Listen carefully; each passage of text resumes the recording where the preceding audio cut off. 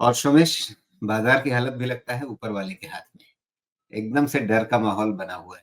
लोग पूछ रहे हैं ब्लैक मंडे होगा क्या। मैंने पूछा क्यों, तो दुनिया में कुछ हो गया है। S&P एक दिन में 100 पॉइंट गिर गया है।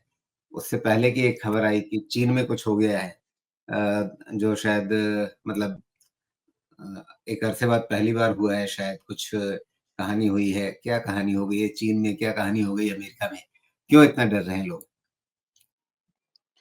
हाँ, देखिए बात तो सही है कि थोड़ा वरी सिचुएशन बाज़ार में ऐसा लोगों को दिख रहा है, लेकिन मैं अपने पॉइंट्स को एक्सप्लेन करूँगा बिकॉज़ मेरे हिसाब से हमारा मार्केट क्रैश नहीं होना चाहिए। मैं सारी चीज़ों को लिंक करूँगा। ठीक है। बाज़ार में प्रॉब्लम ये है कि हमको करेक्शन देखने की आदत रही नहीं है। इसलिए ऐसा माहौल तो रहेगा, लेकिन फिर भी एक मैं सारी चीज़ों को सम अप करके दूँगा, नंबर्स के साथ दूँगा और फिर भी लगता है कि इलॉजिकल है, बाज़ार में काम नहीं करना चाहिए, तो फिर उस पे डिस्कशन करेंगे। मैं आपको सारा शुरुआत यहाँ से करता हूँ। देखिए, ये बाज़ार में मैं आपको मतलब रट्टा मार लीजिए, मैं तो इतना कह रहा हूँ आपको कि इस जनरल मार्केट से पैसा नहीं बन पाएगा। जो लोग कहते हैं कि बाज़ार नहीं चल रहा है, खराब हो गया है, पैसा नहीं बन रहा है।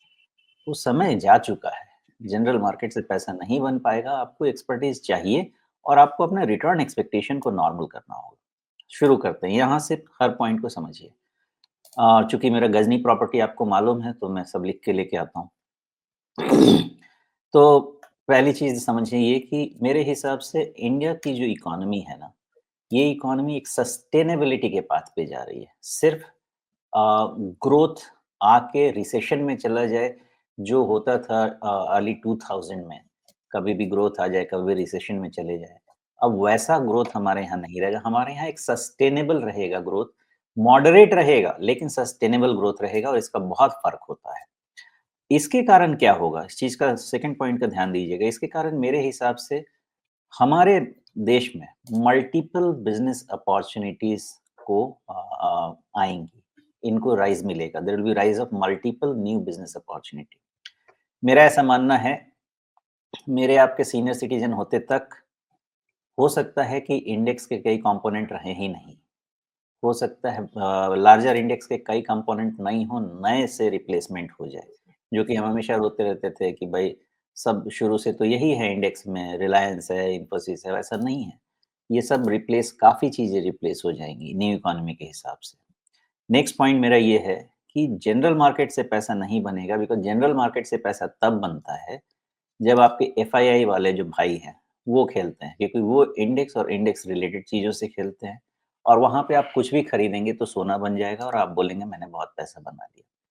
एफआईआईज़ क्यों नहीं खरीदेंगे? उसका रीज़न मैं आपको समझा चुका हूँ, इस लेवल पे नहीं खरीदेंगे लेकिन लोअर लेवल पे खरीदेंगे। इसलिए इस लेवल पे नहीं खरीद रहे हैं क्योंकि वैल्यूएशन प्रीमियम है। हमारे यहाँ capital gain tax relatively high हो चुका है और तीसरा रुपये का डेप्रिसिएशन रुक नहीं रहा है। ये तीनों उनके लिए नेगेटिव है इसलिए वो बेटर मार्केट में जाएँगे क्योंकि यूएस में 5% का सेफ ट्रेज़री यील्ड मिल रहा है। नेक्स्ट आते हैं। देखिए ये साल में मेनली आपका पैसा बना है मिड और स्मॉल कैप में। अब प्रॉब्लम ये होगी कि मिड और स्मॉल कैप से भी जनरल पैसा नहीं बनेगा। रीज़न इज़ पहले मिड और स्मॉल कैप जो थे ना ठंडे थे, लो वैल्यूएशन पे थे, सस्ते दिख रहे थे। गवर्नमेंट ने कैपेक्स जब शुरू किया था तो बहुत सारा इम्प्रूवमेंट होना शुरू हुआ था। इसलिए आपका मिड और स्मॉल कैप में आसानी से पैसा बन गया है। अब वो भी वैल्यूएशन उतने सिंपल नहीं है, इतने अच्छे नहीं हैं कि आप वहाँ से भी जाके मिड और स्मॉल कैप से भी पैसा बना सकें। अब ऐसा नहीं है, तो करना क्या है? अप्रोच सबसे पहले डिफाइन करना ज़रूरी है। अब उस अप्रोच को डिफाइन करने के लिए सबसे पहले हमको आइडेंटिफ़ाई करना पड़ेगा कि हमारा पोटेंशियल ट्रिगर्स क्या-क्या रहेगा। फिर जब वो ट्रिगर्स आइडेंटिफ़ाई करेंगे, तो फिर सेक्टर्स को लिस्ट डाउन करेंगे। उस सेक्टर्स को लिस्ट डाउन करके फिर जो आपको काम करना पड़ेगा और मैं आपके लिए नहीं कर पाऊँगा, उसमें बीटन डाउन स्टॉक्स ढूँढिएगा। ऐसा मत कीजिएगा कि किसी भी सेक्टर में कोई भी स्टॉक खरीद लीजिएगा, वैल्यूएशन का अब वैल्यूएशन की वैल्यू अब बहुत बढ़ जाएगी। नेक्स्ट पॉइंट याद रखिएगा, जब इस लेवल पे मिड कैप और स्मॉल कैप हैं, जो भी शेयर्स आप खरीद रहे हैं, उसमें लिक्विडिटी फेयर होनी चाहिए।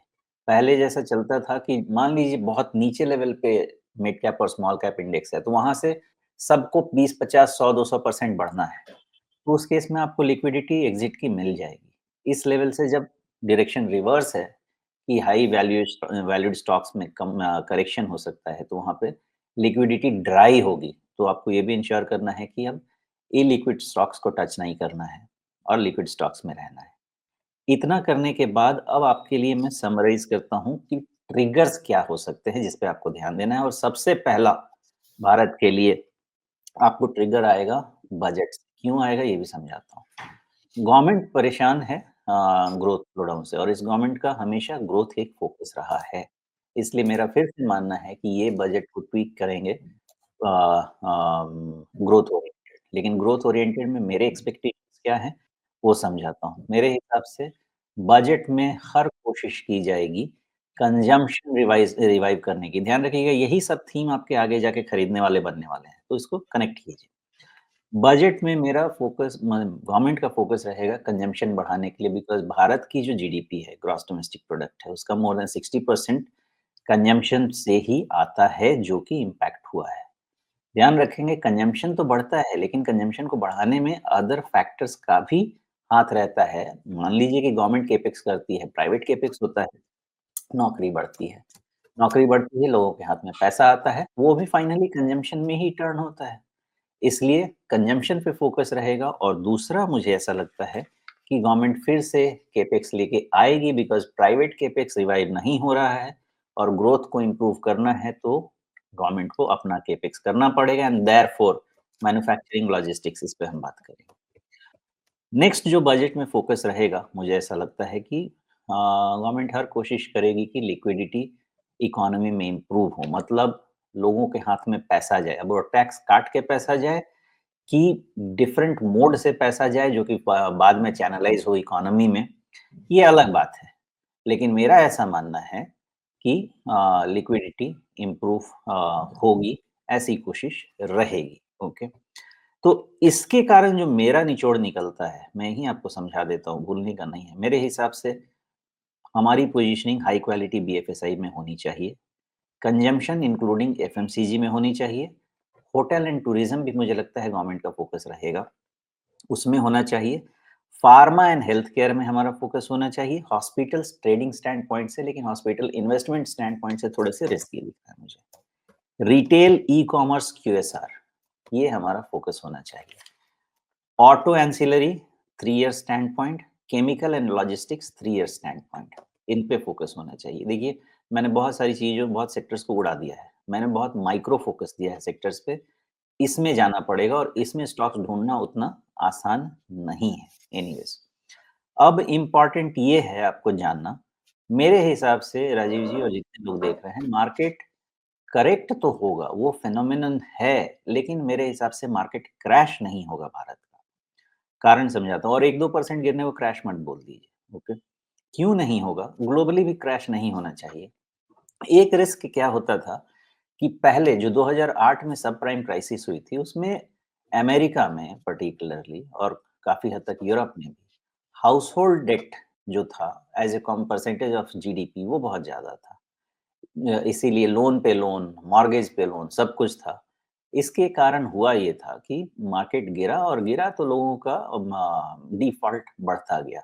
ओवर टाइम 2008 के बाद अगर आप देखेंगे ना तो हाउसहोल्ड डेट अमेरिका का as a percentage of GDP moderate हो रहा है, लेकिन government debt as a percentage of GDP रुक नहीं रहा है। डेट सीलिंग बढ़ती है, वो बढ़ाते हैं और काम चलाते हैं। तो उसमें क्रैश वाला रिस्क एकदम नहीं रहेगा क्योंकि जनरल या पब्लिक से सेलिंग नहीं आएगी, उसमें गवर्नमेंट का ही कोई इश्यू होगा। तो मुझे नहीं लगता कि हमारा क्रैश लाइक सिचुएशन होगा कहीं पे। इंडियन स्टॉक मार्केट में मुझे क्रैश क्यों नहीं दिखता है, ये समझने की ज़रूरी बात है, बहुत इम्पोर्टेंट है। मेरे हिसाब से पिछले 30 साल का मैंने निफ्टी का सीएजीआर निकाल के देखा था। जस्ट 11% के आसपास या 12% के नीचे है। 20 इयर्स का सीएजीआर 13% के आसपास है पास है और 10 इयर्स का जो सीएजीआर है वो भी 11 से साढ़े 11 12% के रेंज का ही है। ये हमारा नॉर्मल रिटर्न होता है। अगर इस नॉर्मल रिटर्न को हम लास्ट 3 इयर्स से एनालाइज़ करना शुरू करें, एफवाई 23 में निफ्टी ने -0.6% रिटर्न दिया। एफवाई 24 में निफ्टी ने 28% रिटर्न दिया। दोनों का एवरेज कितना हो गया दोनों साल का? 14% का रिटर्न मिला आपको। FY25 में देयरफॉर माय एक्सपेक्टेशन इज़ कि निफ्टी आपको 10% से ज़्यादा रिटर्न नहीं देगी, सो दैट रफली हम 12% के आसपास का सीएजीआर, नॉर्मल सीएजीआर के आसपास पहुंच जाएंगे। अगर ये एक्सपेक्टेशन है, तो मैं फिर समझता हूँ कि निफ्टी हमारा FY25 24,500 के आसपास क्लोज होने की पॉसिबिलिटी तो है। तो ये करेक्शन बाइंग अपॉर्चुनिटी है कि नहीं है, अब तो आप समझ ही गए होंगे। क्रैश कब होता है मार्केट में, इस चीज का बहुत ध्यान रखिएगा। क्रैश एक वर्ड हो गया है जो कि बहुत ही लूजली यूज होता है, जो सही नहीं है। क्रैश तब होता है आपके बाजार में जब आपके अर्निंग्स के अगेंस्ट बहुत तेज मूवमेंट हो जाती है इंडिसेज में। आप बताएं मुझे कि कहाँ आपको दिख रहा है साल का 50 और 60% लास्ट 2 से 3 साल 4 साल में होता है निफ्टी का मूवमेंट? नहीं हुआ है। इसलिए मुझे नहीं लगता कि क्रैश होगा। हाँ, वोलेटिलिटी बढ़ेगी बिकॉज प्लेयर्स बढ़ चुके हैं, इसलिए वोलेटिलिटी बढ़ेगी, इस चीज का ध्यान रखिएगा। क्रैश नहीं होना चाहिए। 23,000 के आसपास इवेल्युएट करते हैं निफ्टी को। कई सवाल आएंगे कि खरीदना है कि नहीं, मैं खरीद रहा हूँ, बताऊंगा उस पे भी।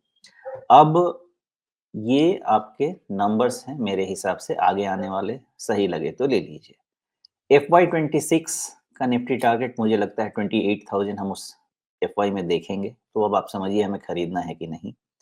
FY27 में करीब 34,000 निफ्टी मुझे दिखना चाहिए, और FY28 में जो कि मेरा साइकिल टारगेट करीब लगेगा, वो 37,000 निफ्टी का लगेगा। इसलिए 24,000 से 22,000 मेरे लिए कोई बिग डील नहीं है। मैं खरीद रहा हूँ, धीरे-धीरे खरीदूँगा। समझा चुका हूँ, फिर समझा रहा हूँ। अगर आप पूछेंगे कि जनरल बाइंग करना है, पैसा नहीं बनेगा इस मार्केट में, लेकिन अगर नहीं बाइंग करेंगे अच्छी चीज़ों को सस्ते दाम पे, तो भी पैसा नहीं बनेगा। ट्रेडिंग में इश्यू आएगा ही आएगा, कोई डाउट नहीं है। लेकिन इन्वेस्टमेंट सिस्टमैटिक डिसिप्लिन कीजिए। सेक्टर्स बता चुका हूँ, सेक्टर्स में काफ़ी अच्छे स्टॉक्स हैं। मेरे पास कोई ऐसी जड़ी-बूटी नहीं है आपके पास देने के लिए कि आपका पोर्टफोलियो मैं खरीद दूँ और कल से वो नीचे नहीं जाएगा। उसके वैल्यूएशंस नीचे जाएँगे, चुपचाप आँख बंद करके बैठे रहिए, आपने कोई कर्ज नहीं लिया हुआ है। वही पढ़ के आपको यहाँ से डबल मिल जाएगा एक समय के बाद, क्योंकि हर 3-4 साल में चीज़ें डबल हो जाती हैं अपने आप, उसकी अर्निंग्स के बेसिस पे। तो नीचे अगर जाता है मार्केट, तो आपके पास कहीं भी कोई पैसा छोटा नहीं होता, कोई पैसा बड़ा नहीं होता। छोटे-छोटे पैसे को चैनलाइज़ कीजिए इन्वेस्टमेंट में। लाख रुपए भी बचते हैं, उसको इन्वेस्ट कीजिए। 20,000 बचते हैं, उसको इन्वेस्ट करते रहिए। धीरे-धीरे खरीदते रहिए। आपको हर एफवाई में, मुझे अगले 3 साल तो कोई प्रॉब्लम नहीं दिखती है मेजर। ये मुझे समराइज़ करना था आप सबके लिए। जनरल मार्केट से पैसा नहीं बनेगा, लेकिन there is enough opportunity to make money in this market. Ji.